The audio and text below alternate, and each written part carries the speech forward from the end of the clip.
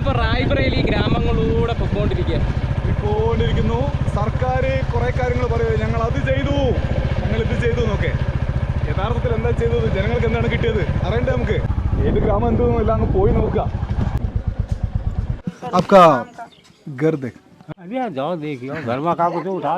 വീടൊന്ന് കാണുന്ന പോയി കണ്ടോളൂ എന്നാ പറഞ്ഞത്.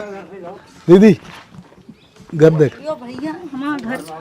ഉത്തർപ്രദേശിലെ റായ്ബറേലിയിലെ ഉൾനാടൻ ഗ്രാമത്തിലുള്ള ഒരു വീടാണ്. എങ്ങനെയാണ് ഈ വീടിന്റെ ഉൾവശം എന്ന് നോക്കാം.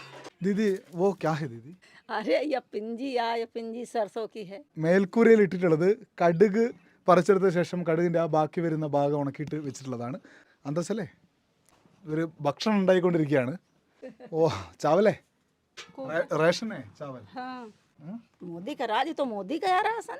മോദിയുടെ ഭരണമാണെങ്കിൽ മോദിയുടെ റേഷൻ അങ്ങനെ. സബ്ജി ക്യാ ഹൈ? ഓ ഇധർ ഗ്യാസ് नहीं है आपको? गैस है तो इतना महंगी हम कहाँ भराए पाई थे। गैस फ्री मिली, मुझे भराई हम कहाँ पाई।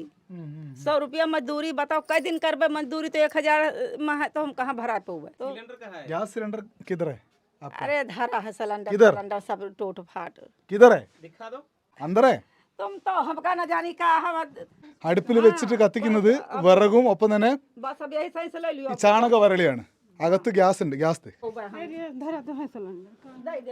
സിലിണ്ടർ ഇവിടെ അകത്ത് മാറ്റി വെച്ചിട്ടുണ്ട്, നമുക്കത് കാണാം. ആ ഗ്യാസ് സിലിണ്ടർ മാറ്റി വെച്ചിട്ടുണ്ട് ഇവിടെ അകത്തെ ഒരു മൂലയ്ക്ക്. അതാണ് ഈ കാണിച്ചു തരുന്നത്. ദിവസം 100 രൂപ കൂലിയാണ് ഇവർക്ക് കിട്ടുന്നത്. 1000 രൂപ കൊടുത്ത് എങ്ങനെ ഈ ഗ്യാസ് നിറച്ച് കൊണ്ടുവെക്കും? ഗ്രാമങ്ങളിലെ കാഴ്ചയാണ് റായ്ബറേലിയിൽ.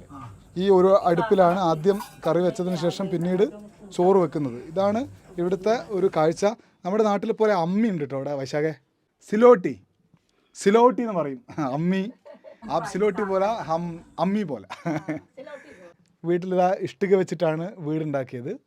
മഴവെള്ളമൊക്കെ അകത്ത് നമ്മുടെ നാട്ടിൽ 4 കെട്ടിലൊക്കെ ഭയങ്കര ആസ്വാദനത്തിന് വേണ്ടി ചെയ്യുന്നതാണെങ്കിൽ ഇവരിവിടെ സൗകര്യക്കുറവുകൊണ്ടാണ് ഇങ്ങനെ മഴവെള്ളം ഇവിടെയാണ് വീഴുക.